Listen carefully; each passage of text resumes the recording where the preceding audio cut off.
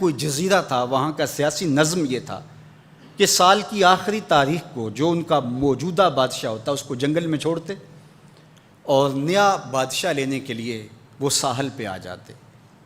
جو پہلا شخص ساحل پہ اترتا اس کو اپنا حکمران مان لیتے، جو بھی حکمران بن جاتا وہ خوش ہو جاتا، حالانکہ اس کو بتا دیتے کہ ایک سال کے لیے تجھے منتخب کیا ہے، سال کی آخری تاریخ کو تخت سے اٹھائیں گے، باندھیں گے، جکڑیں گے، اور اسی جزیرے کے دوسرے کنارے ایک جنگل ہے جہاں خاردار جھاڑیاں اور موذی جانور ہیں، وہاں تجھے پھینک دیں گے۔ وہ بھول جاتا، کہتا دیکھی جائے گی۔ اور سال کی آخری تاریخ جب وہ رسیاں اور زنجیریں لے کے آتے تو وہ پریشان ہو جاتا کہ آنکھ جھپکنے میں سال گزر گیا، پتہ ہی نہیں چلا۔ پھر روتا ہوا چیختا ہوا اس جنگل میں جاتا اور لوگ اس کو چھوڑ کے آ جاتے اور درندوں کا رزق بن جاتا۔ اور جو بھی آتا اس نے کبھی انکار نہیں کیا تھا۔ پہلی بار ایسا ہوا کہ جس شخص کو انہوں نے ہار ڈالے، گارڈ آف آنر دیا، تعظیم تکریم دی، سیلوٹ کیا، اس نے کہا یہ سب کیا ہے؟ کہا کہ آج کے بعد تو ہمارا حکمران ہے۔ کہا میں تو امور سلطنت نہیں جانتا، میں تو تاجر آدمی ہوں، چیزیں بیچنے آیا ہوں۔ کہا کہ ہمارا اصول یہی ہے کہ سال کی پہلی تاریخ کو پہلا شخص جو جزیرے پہ قدم رکھتا ہے وہ ہمارا حکمران ہوتا ہے۔ اس نے کہا میں تو امور سلطنت کو نہیں جانتا، تو یہ کس طرح ذمہ داری قبول کر سکتا ہوں؟ انہوں نے کہا کہ تمہیں کرنا ہوگی، اس کے علاوہ کوئی راستہ نہیں ہے، ہمارا یہ قانون ہے، ضابطہ ہے، اور یہ بھی بتا دیں کہ سال کی آخری تاریخ کو تجھے اسی جنگل کے دوسرے کنارے چھوڑائیں گے جہاں موذی جانوروں کا رین بسیرا ہے۔ تو اس نے کہا اگر انجام اتنا دردناک اور خطرناک ہے پھر تو میں بالکل جانے کے لیے تیار نہیں ہوں۔ تو انہوں نے کہا تو چاہے نہ چاہے باندھ کے بھی تخت پہ بٹھانا پڑا تمہیں بٹھائیں گے۔ اس نے کہا اچھا مجھے یہ بتاؤ کہ سال بعد میری بات مانو گے یا نہیں؟ اس نے کہا کہ ہاں، قانون میں تو ترمیم نہیں کر پائے گا، لیکن یہ ہوگا کہ تیرے انتظامی حکم ہم ماننے پہ مجبور ہوں گے۔ اس نے کہا ٹھیک ہے، میں تمہارا حکمران بننے کے لیے تیار ہوں۔ رومی بولتے ہیں کہ جب بھی کوئی شخص تخت نشین ہوتا تو وہ بھول جاتا کہ میرے 7 سال کی آخری تاریخ میں کیا ہونے والا ہے۔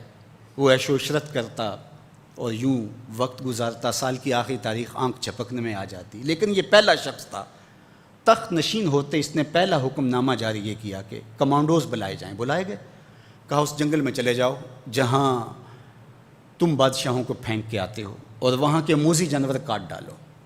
پھر بلدیہ کے ملازمین بلائے، کہا جاؤ جا کے وہاں کی جھاڑیاں کاٹو۔ پھر معمار بلائے، کہا جا کے وہاں محل تیار کرو۔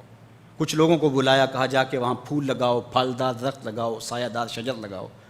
پوری حکومتی مشینری اس جنگل کو کٹوانے، وہاں کے موذی جانور قتل کروانے اور وہاں خوبصورت محل بنوانے، کنویں کھدوانے اور پھلدار درخت لگوانے میں صرف کر دی۔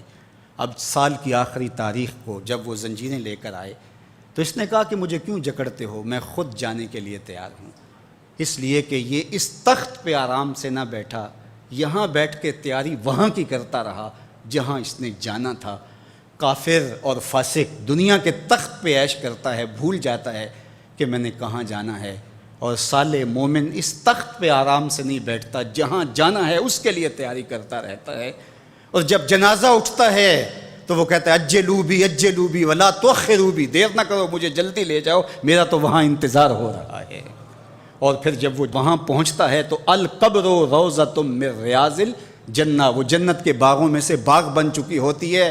وہ سارے تھور، ساری جھاڑیاں، ساری آگ اور وہاں کے سارے بھڑکتے ہوئے شعلے بجھا چکا ہوتا ہے، اپنے اعمال کے لشکر بھیج کے۔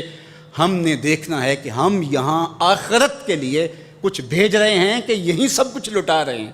دنیا کے مختلف ممالک میں جانا ہوتا ہے۔ تو ایک دفعہ میں اٹلی گیا تو وہاں ایک شہر میں مجھے کچھ دوست لے گئے، تو وہ چھوٹا سا گھر تھا، تو 20 سے 30 لوگ وہاں رہ رہے تھے۔